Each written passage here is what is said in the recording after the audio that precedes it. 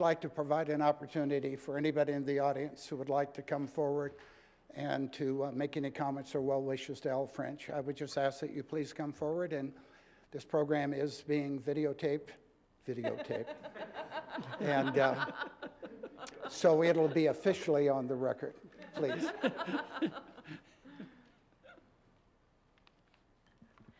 Hello, my name is Gail Prosser, and I am a member of the Plan Commission, and I am also involved with the Community Assembly. I am thrilled, Al, that you are still going to be involved with the Community Assembly. I also would like you all to know, as a Plan Commissioner, how much I have learned from Al over the years.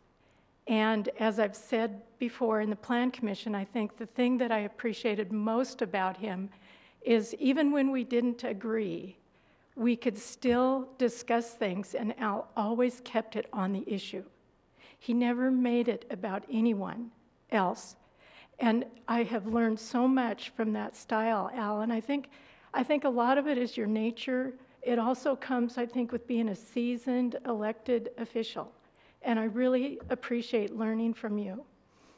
I think the other thing that I wanted to share is that Al can sell ice to Eskimos. And this is a compliment because you have sold Spokane. I was on a flight to somewhere a year ago, and I picked up one of the national magazines there, and in there was Al selling Spokane. And so I just really appreciate and know that you care as much about Spokane as everyone here does, and you've really helped our community, and I look forward to more healthy debate, Al, and Rosalie, so thank you.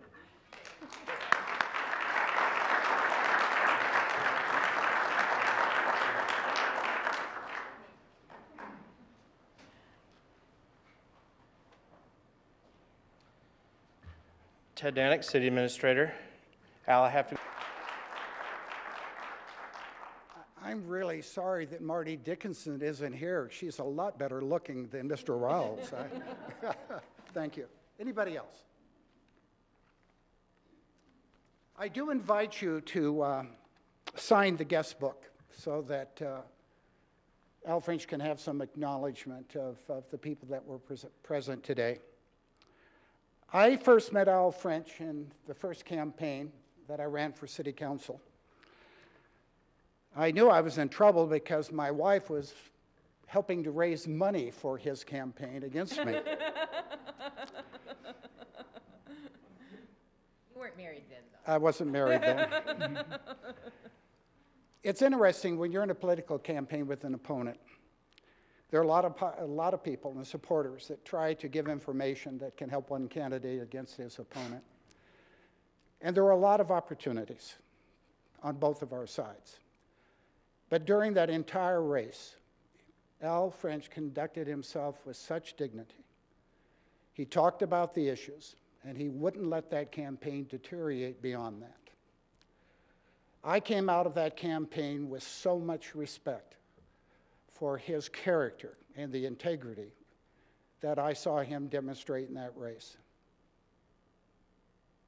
I think the only reason I won is that I outspent him 3-1. But I was very proud 2 years later to work hard for his election to the council because I knew that someone like Al French could serve this city well. I'm a Democrat. Al's a Republican.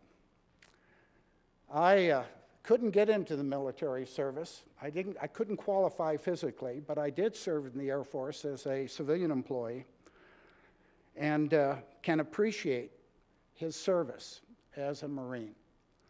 And there's one thing about the Marines. They're tough. They're the type of people that represent the very best this nation can offer in service to this country. There were so many times that I depended upon his knowledge when we worked together. And I can't tell you what the hours that he contributed, the difference that it's made in so many ways. Local government is not very spectacular. I think one of the reasons we both love it is about the time you start feeling self-important. Some little old lady in a grocery store tells you to go to hell because you haven't taken care of her sidewalks or something. And one of the beautiful things about local government is that we have to face our constituency 24/7. There's no escape to an Olympia or Washington, D.C. And I think that's what makes what we do so enjoyable and so relevant. There are not a lot of issues that come up in the 4,000 votes we take every year that divide us. But it's very important for all those controversial issues that when we disagree, we can disagree with respect. Because while we may disagree on one issue, there are 3 or 4 other issues that we have to work together on. And I never saw Councilman Al French ever walk away from that commitment of service. I never saw him play the type of politics that would punish somebody for a vote that had been taken previously. I can't tell you how important that is in our ability to deal with the diversity of issues that we face. It's a commitment to public service that you can't see on the dais because those 6 or 7 hours, oftentimes from 3:30 until midnight, are not really what it's all about. That's just the end of the road. It doesn't show you the path or the struggle that went on before those issues have come about. The interesting thing about local government service is that what we do, most people take for granted. They take for granted that when the toilet flushes, it goes somewhere. When the water goes on, it's there. And if you're in trouble, a policeman will be there or a firefighter. The other nice thing about it is, thank God to the low pay, you can't make local government a career. That makes what we do not a job, but public service.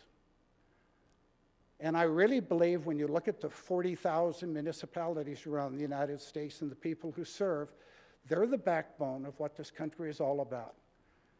That's the foundation of democracy that most countries in the world never really could appreciate.